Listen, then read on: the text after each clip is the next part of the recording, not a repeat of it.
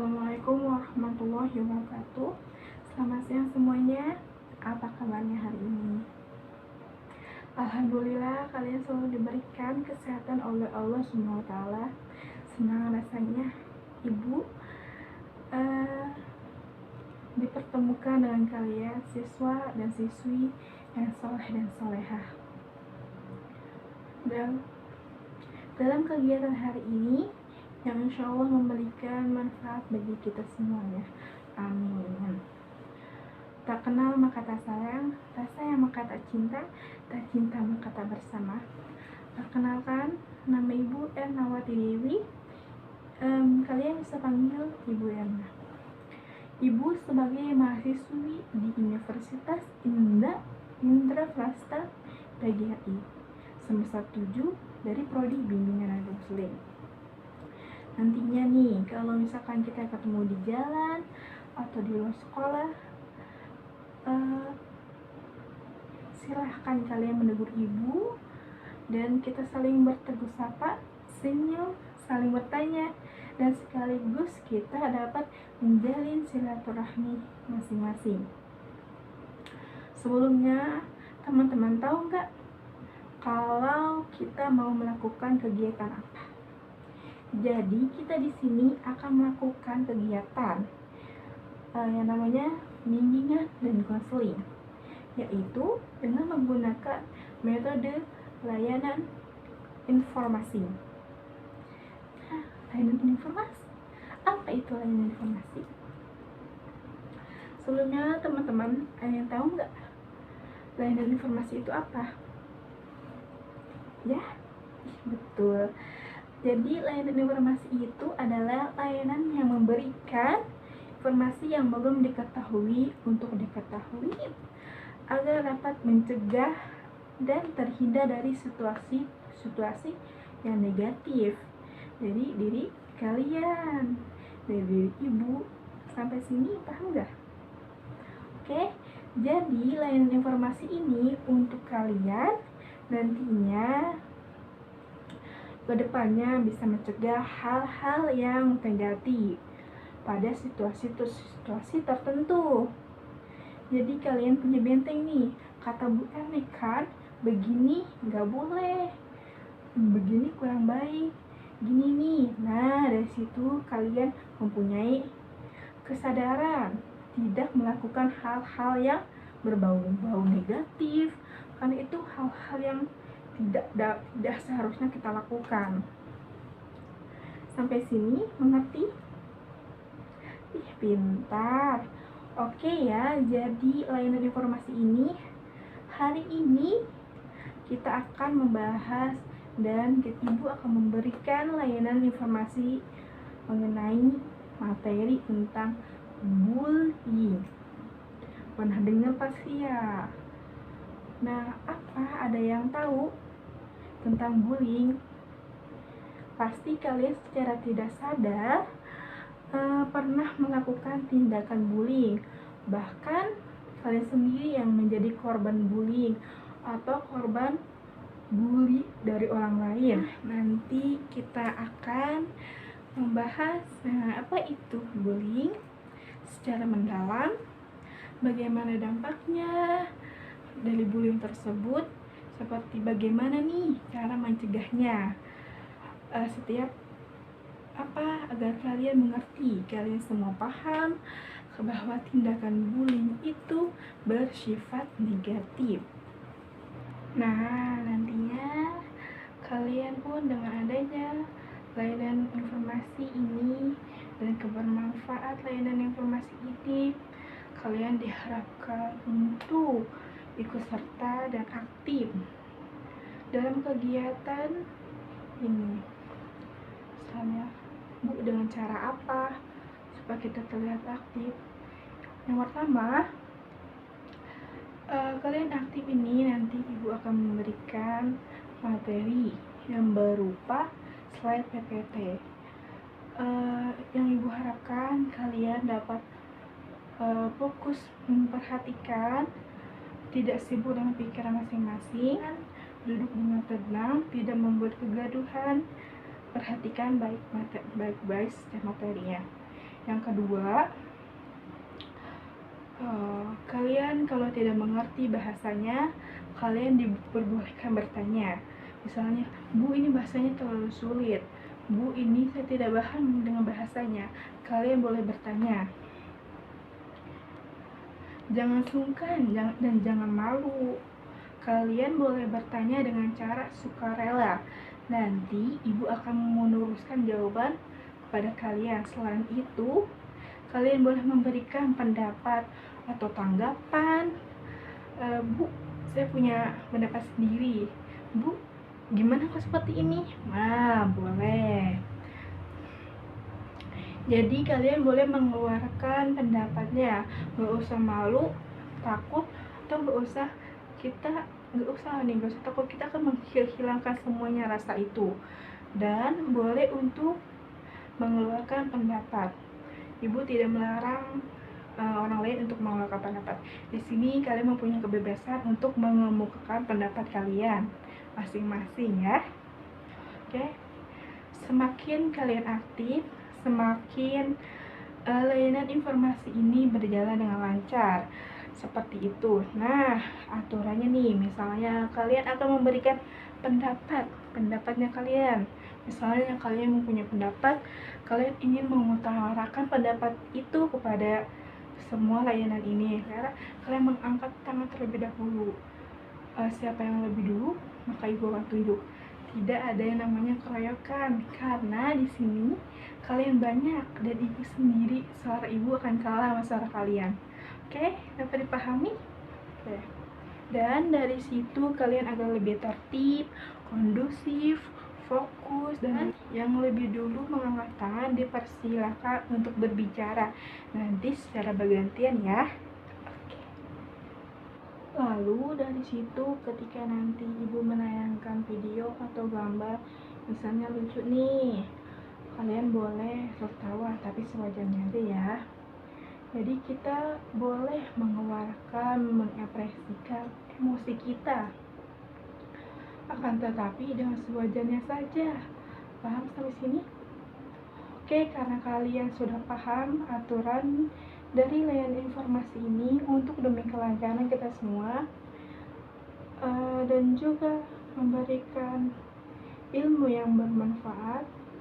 Oke, karena kalian sudah paham aturan dari layanan informasi ini untuk demi kelancaran kita semua, dan juga memberikan agar ilmu-ilmu yang ibu berikan dapat bermanfaat, tersimpan dalam memori kalian, dan juga kalian dapat mengaplikasinya dalam kehidupan sehari-hari dalam kondisi-kondisi yang sesuai. Alangkah baiknya kita berdoa kepada Allah SWT untuk kebaikan, untuk kelancaran acara kegiatan kita hari ini bersama. Doa dimulai.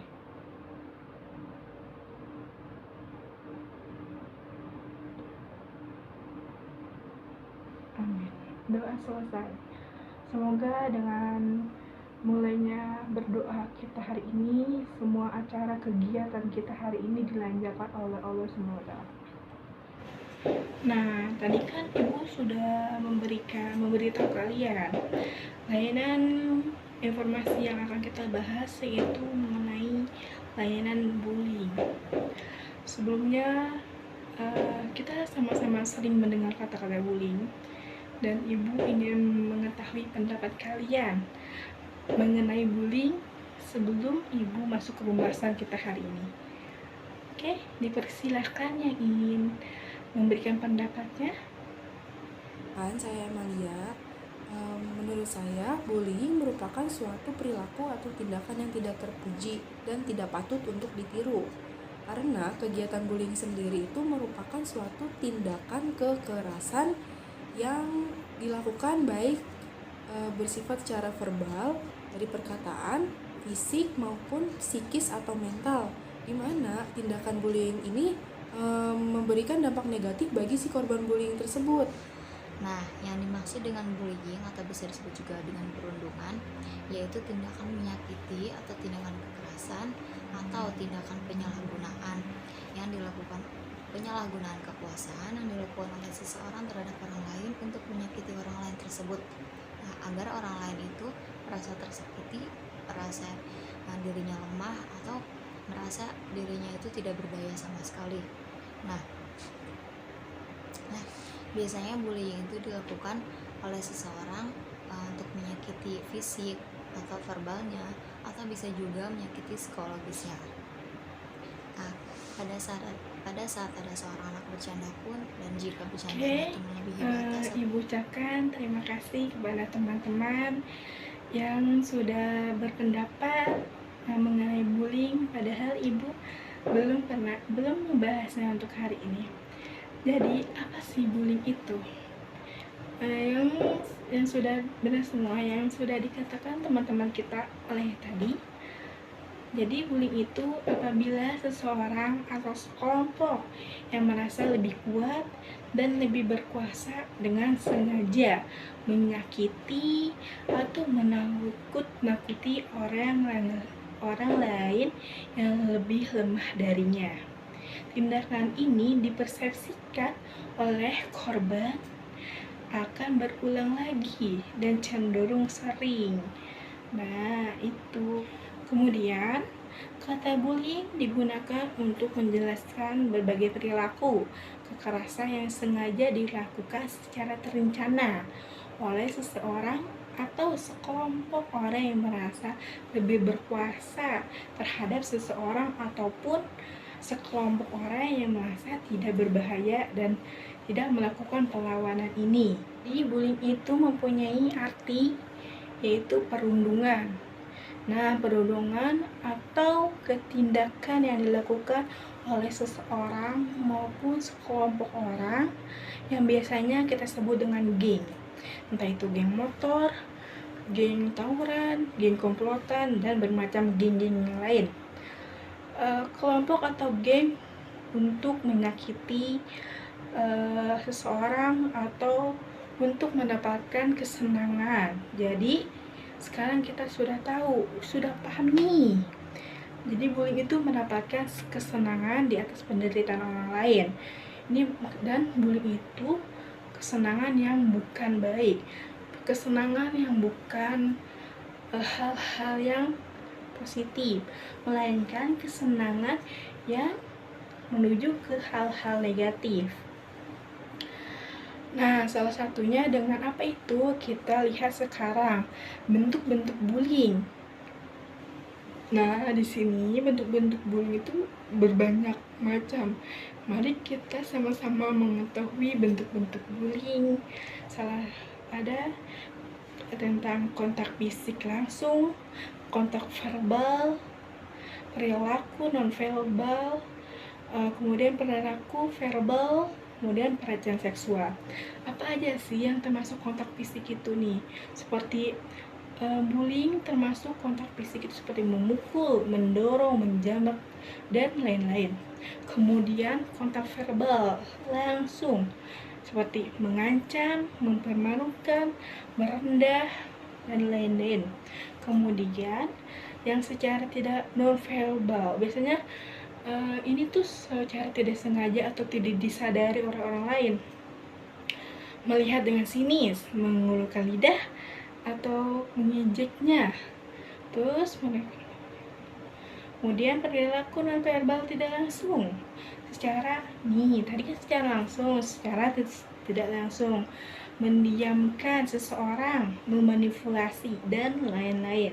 Kemudian pelecehan seksual dapat dikategorikan perilaku agresi fisik atau verbal. Karena kenapa? Karena pelecehan seksual itu akan merugikan orang lain, bahkan merugikan masa depan orang lain. Nah, itu semua merupakan tindakan bullying. Mungkin teman-teman pernah merasakan apa itu bullying. Kan tadi kita sudah sama-sama mengetahui nih bentuk-bentuk bullying yang terbagi berbagai macam kategori. Kemudian lalu sekarang kita cari tahu nih bagaimana tanda-tandanya. Misalnya orang tersebut sedang mengalami bullying atau sedang mengalami korban bullying. Bahkan ia gengs dari orang-orang yang sekelompok yang membuli orang lain yang lebih lemah dari dia. Maka kita akan melanjutkan ke bagaimana tanda-tanda bullying atau tanda-tanda orang yang sedang mengalami bullying. Nah, karena itu kita harus pahami apakah teman-teman sekitar kita atau orang-orang sekitar kita sedang mengalami bullying. Salah satunya itu jadi pemurung.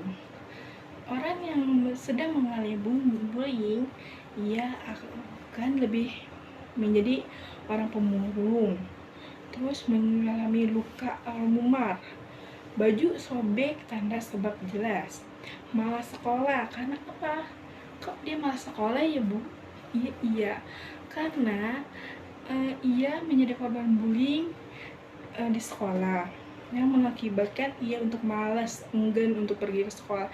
Karena apa? Karena ia takut untuk dibully orang lain, takut untuk dibully, sedangkan saat itu dia menjadi bahan bulian orang lain. Mengeluh sakit sebelum berangkat sekolah dan sulit tidur karena psikisnya tidak baik, maka itu dia mengalami namanya sulit tidur atau insomnia. Nah, kan tadi kita telah mengetahui nih tanda-tandanya seseorang yang sedang mengalami bullying. Sekarang kita harus bisa membedakan antara bullying dengan bercanda. Agar apa? Agar kita mengetahui batasan pergaulan kita. Jangan sampai kita menjadi korban bullying atau bahkan kita yang menjadi faktor utama seseorang lain atau sekelompok orang lain menjadi dibully orang lain.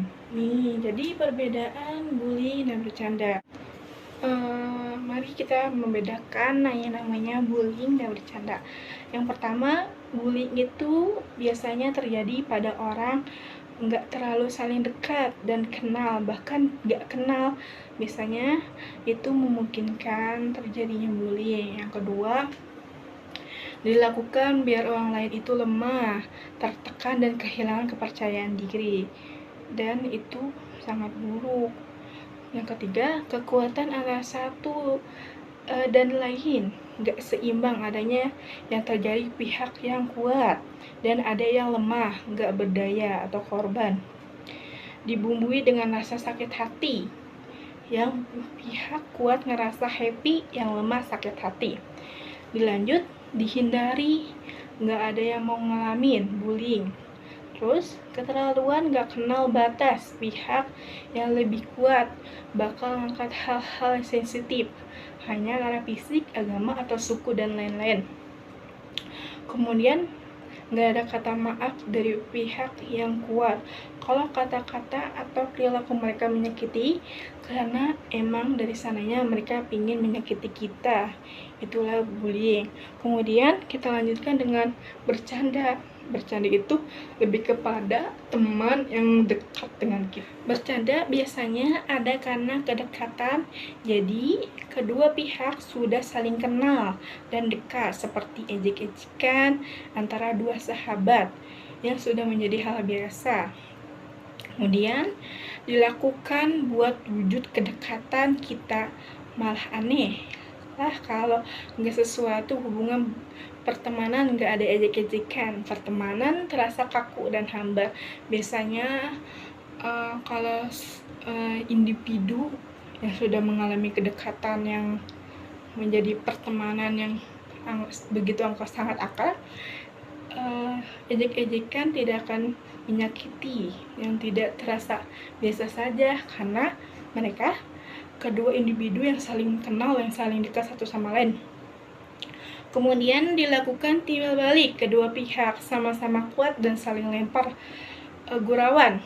Bedanya sama dengan bullying. Bullying itu yang kuat saja, yang lemah tidak akan membahas yang kuat. Apabila yang lemah atau korban akan membalas yang membuli, ia akan lebih parah dibulinya. Kemudian kedua pihak saling happy dan semua tertawa. Beda dengan bullying. bullying itu akan merasa puas bagi orang yang membuli, melainkan sakit hati kepada orang yang menjadi korban bullying tersebut.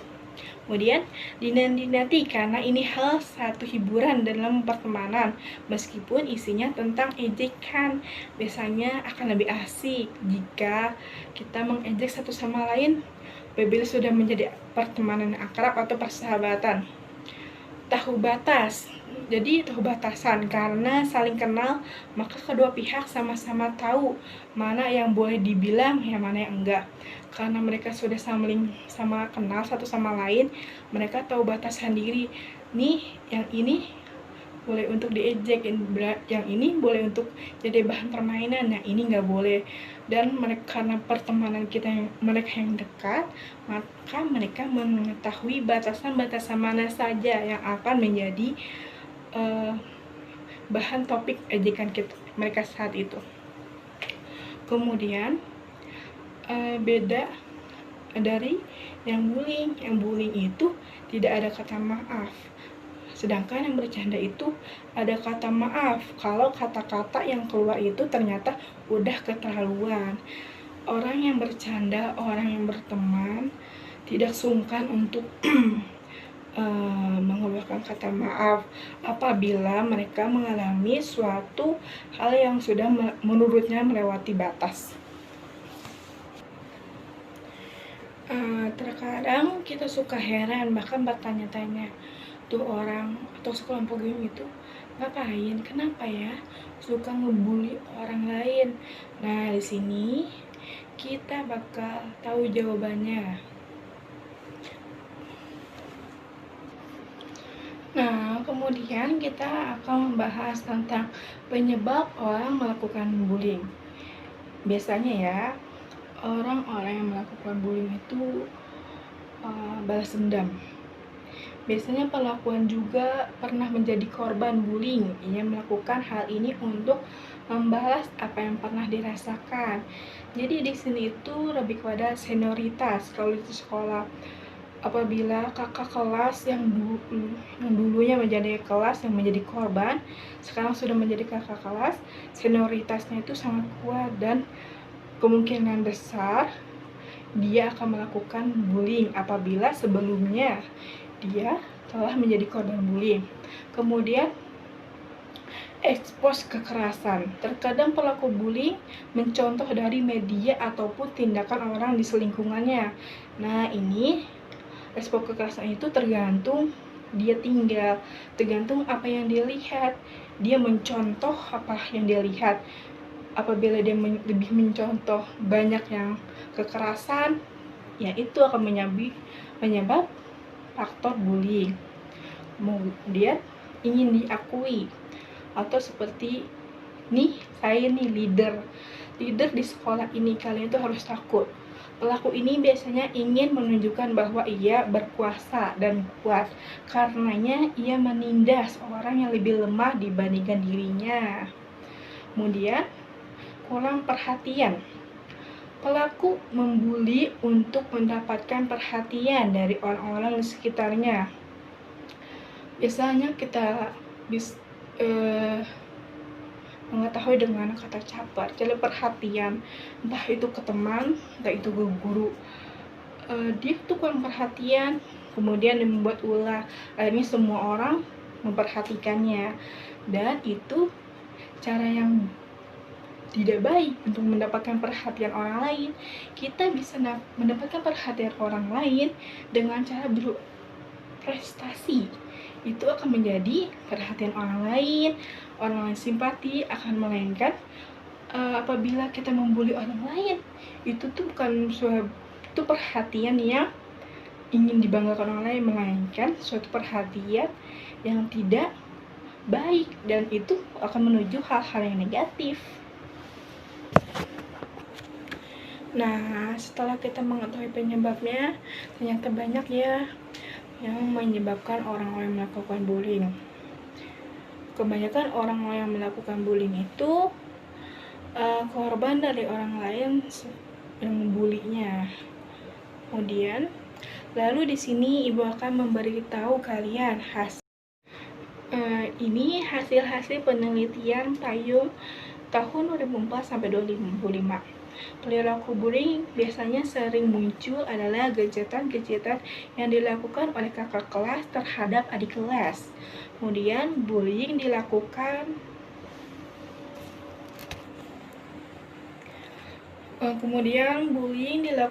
oleh siswa lebih sering langsung dan fisik maupun siswa langsung, tidak langsung, verbal maupun non-verbal. Kemudian pemicu perilaku siswi junior yang berbeda berani.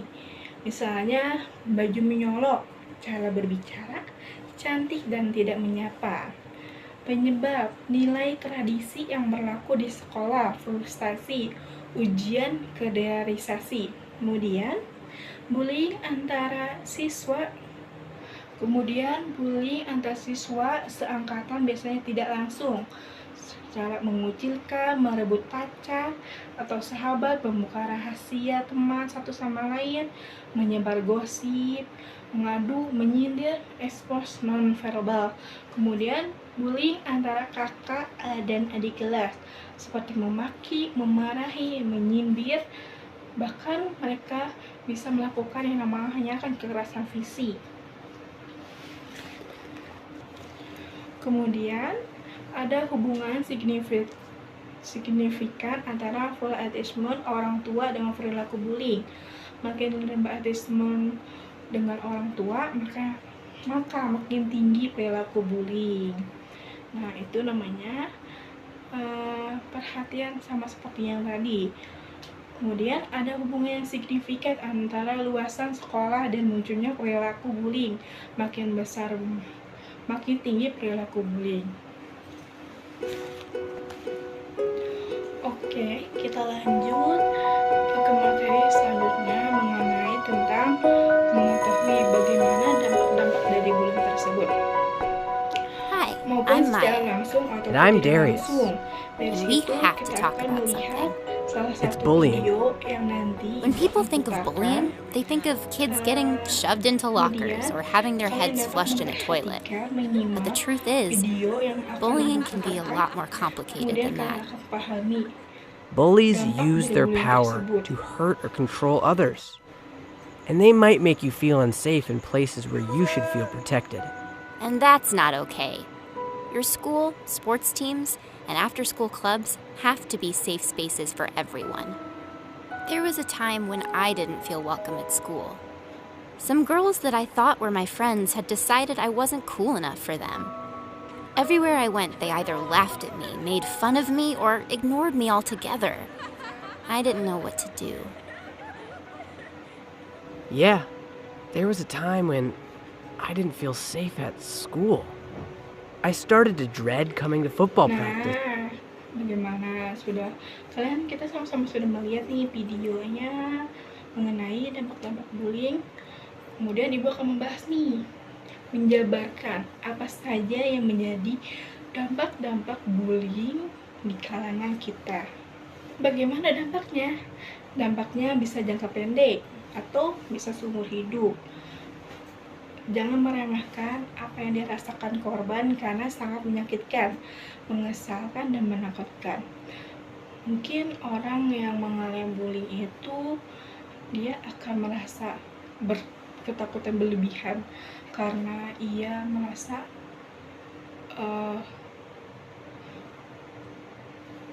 kemudian anak-anak sering jadi takut ke sekolah dan kehilangan rasa percaya diri.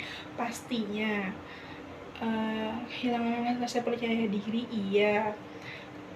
Anak-anak atau korban yang telah menjadi korban bullying, ia akan kehilangan rasa percaya diri karena apapun yang akan dia lakukan, tak itu hal yang baik sekalipun, dia tetap aja akan dibully. Karena apa?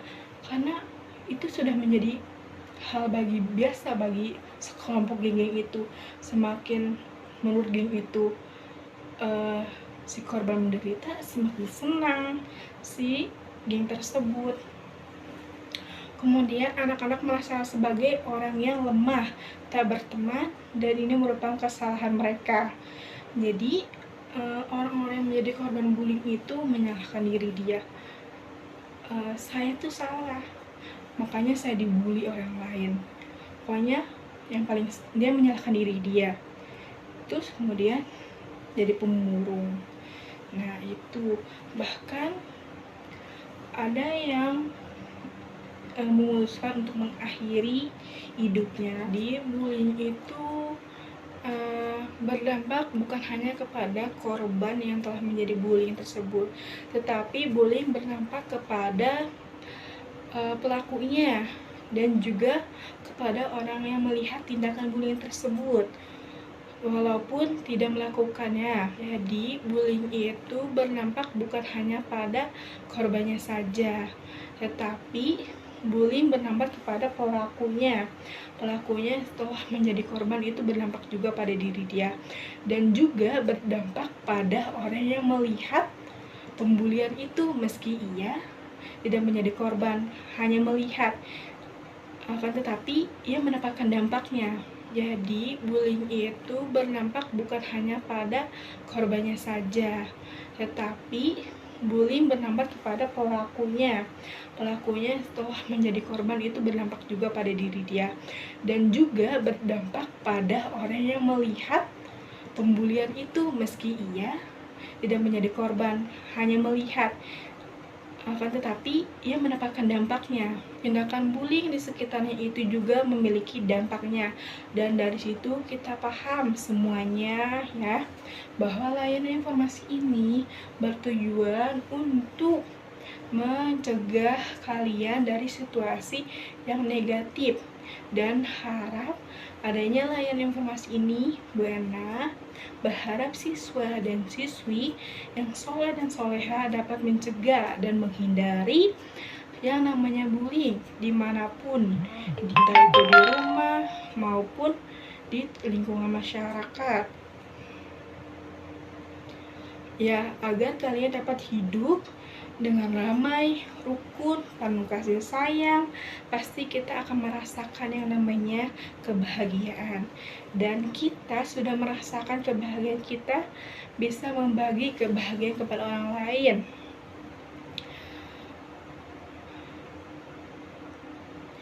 Dan kita dapat membagi kebahagiaan kita untuk siapapun yang ada di sekitar kita. Tapi kalau kita sudah tidak merasa bahagia, kalau kita ketemu orang lain itu bawaannya bete, cemberut, kesel, betul nggak? Nah, tadi kan kita sama-sama sudah mengetahui nih dampak-dampak dari bullying. Yang paling fatalnya mereka akan menjadi korban bullying. Untuk yang menjadi korban bullying itu memilih untuk mengakhiri hidupnya, begitu keras bullying tersebut. Sekarang kita akan mencari tahu bagaimana cara mengatasi bullying tersebut. Baiklah, di sini Ibu akan membahas cara mengatasi bullying. Yang pertama, berikan mereka alternatif komunitas yang mengakuinya. Jadi akan lebih baik apabila korban yang menjadi bullying itu bersosialisasi kepada lingkungan yang akan mengakuinya, atau sebuah organisasi yang sekiranya dia akan. Yang kedua, putus mata rantai pelaku dan budaya bullying. Yang ketiga, adakan cara mengantisipasi kekerasan, bukan melakukan. Jadi kita nih memberitahu kepada korban itu cara mengatasinya, melainkan bukan hanya diam. Apa yang menyebabkan ia dibully, kita mencari tahu untuk mengatasinya. Kemudian tingkatkan kepedulian lingkungan sosial untuk mencegah praktek bullying. Yang terakhir, dukungan gerakan diet siaran televisi. Kenapa harus ada diet siaran televisi? Karena televisi itu saat ini sangat berpengaruh untuk dipraktekkan oleh anak-anak atau oleh orang lain. Dan kurangnya bimbingan ketika menonton, kemudian ia melakukannya pada dunianya, atau pada lingkungannya, atau pada pertemanannya. Oke, setelah tadi kita menonton video dan ibu juga sudah memberikan bahasan, apakah ada yang ingin bertanya? Dipersilakan.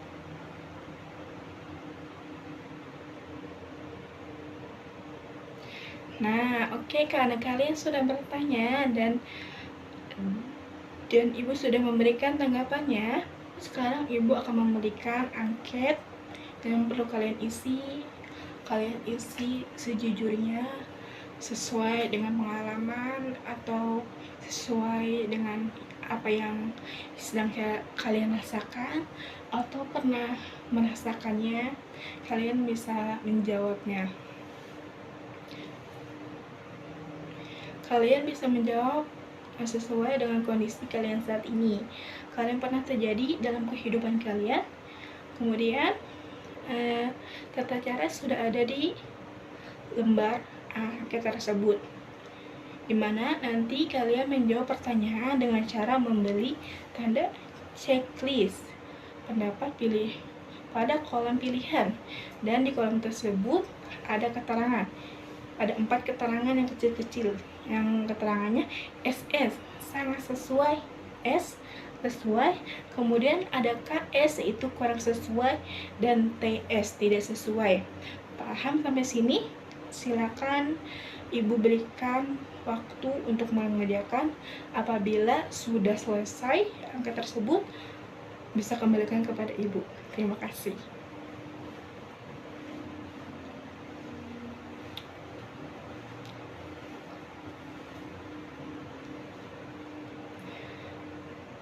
Bagaimana? Sudah selesai semuanya?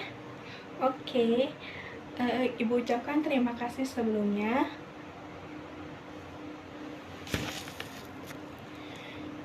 Nah, jadi sekarang ibu meminta kalian untuk duduk sesuai dengan kelompoknya masing-masing.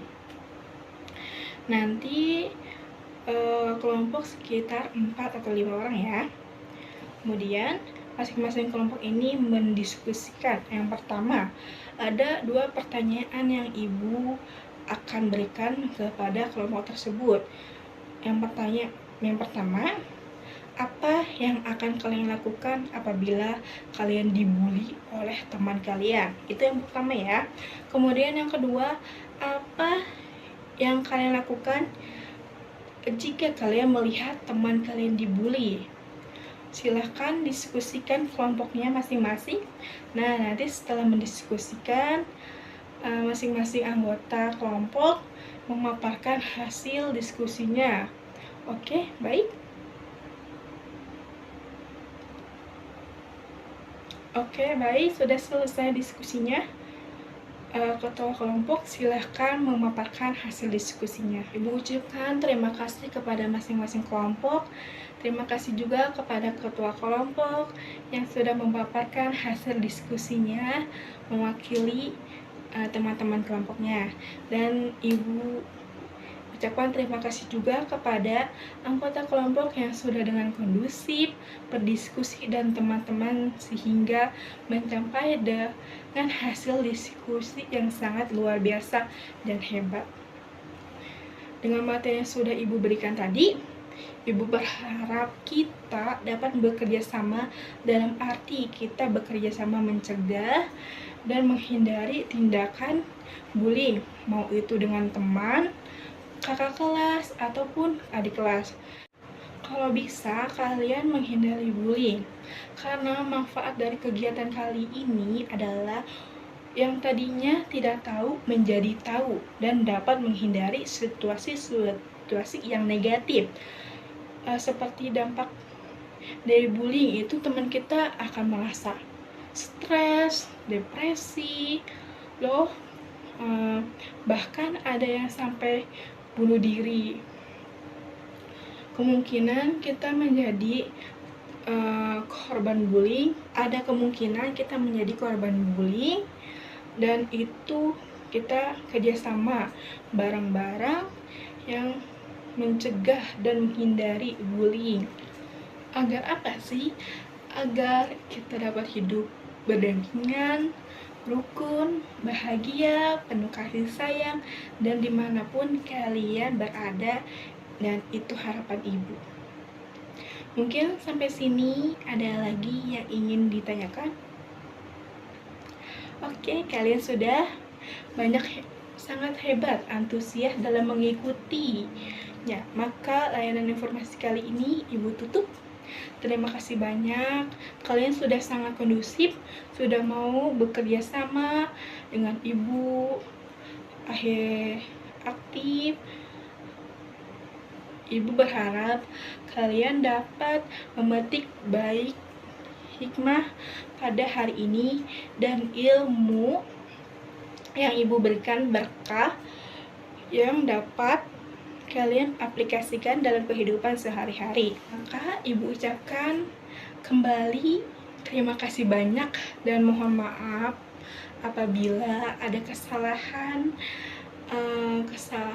yang ibu perbuat maupun sengaja ataupun tidak sengaja, karena kesalahan datangnya hanya dari ibu dan kebenaran hanya kepada Allah SWT. Maka ibu akhiri pertemuan kita hari ini. Semoga kita dapat bertemu kembali dengan keadaan sehat walafiat. Ibu akhiri, wabillahi taufiq wal hidayah. Wassalamualaikum warahmatullahi wabarakatuh.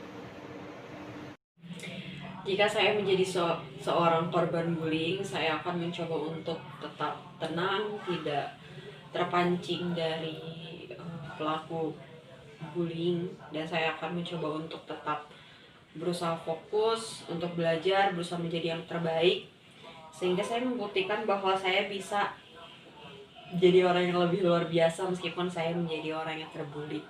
Selain itu, jika mereka sudah melewati batas, saya akan mencoba untuk mencari bantuan atau mengkonsultasikan kepada guru BK atau kepada orang tua agar saya dapat menyelesaikan masalah bullying di sekolah. Jika saya mendapatkan teman yang ternyata menjadi korban bullying, saya akan mencoba untuk tetap tenang dan tidak terprovokasi akan hal itu. Kemudian saya akan mencoba untuk menawarkan bantuan kepada teman apakah dia membutuhkan bantuan, terus mengajaknya untuk berkonsultasi kepada guru BK. Selanjutnya saya akan mencoba untuk menjadi teman dia di kala dia membutuhkan. Yang saya lakukan apabila saya menerima tindakan bully dari teman saya adalah berusaha sekuat tenaga agar kita tidak menerima tekanan dari teman. Seperti kalau masih tekanan seperti perkataan, kita bisa melawannya dengan tegas agar mereka tidak melakukan hal itu kembali kepada saya. Tetapi apabila tindakan bullynya sudah terlalu tidak bisa diwajarkan seperti tindakan kekerasan fisik, itu saya akan melawannya atau meminta bantuan kepada teman saya. Jika mendapatkan tindakan bully, saya berusaha agar tidak melaporkan dahulu kepada guru, tetapi menanganinya terlebih dahulu. Namun jika sudah terlalu parah, kita bisa melaporkannya kepada guru. Dan yang saya lakukan apabila ada teman saya yang terkena bully, saya akan membantunya untuk melarang teman-teman membuli teman saya. Dengan tegas saya melarangnya dan mengancamnya. Apabila mereka masih membuli lagi, saya akan mengancamnya untuk melaporkannya. Begitu juga dengan kasusnya. Apabila tindakan bulinya masih seperti kata-kata, saya masih bisa untuk melawannya sendiri, untuk melarangnya sendiri. Tetapi kalau sudah melakukan tindakan kekerasan yang terlalu parah, itu bisa saya laporkan kepada guru saya. Terima kasih.